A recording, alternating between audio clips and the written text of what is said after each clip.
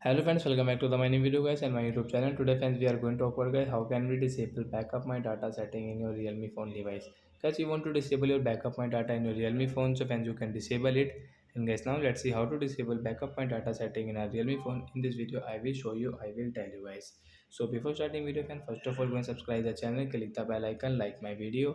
So when we will on guys our phone setting to disable guys backup my data and guys scroll it. Guys, you can see this type of setting in your Realme phone. So when scroll and guys, you can see phone system setting guys, tap here. When how can disable guys, scroll again guys, you can see guys your backup and reset option last setting, tap here guys, you can see backup and data setting guys, you want to disable. So as you can see guys your backup and data setting right size icon guys, tap here too and guys click on this ok option, then guys your backup and data will disable guys, you cannot use these two settings. So like that guys, you can disable your backup and data setting in your Realme phone. So that's it guys, thanks for watching the video, we will meet on next video. Bye bye friends.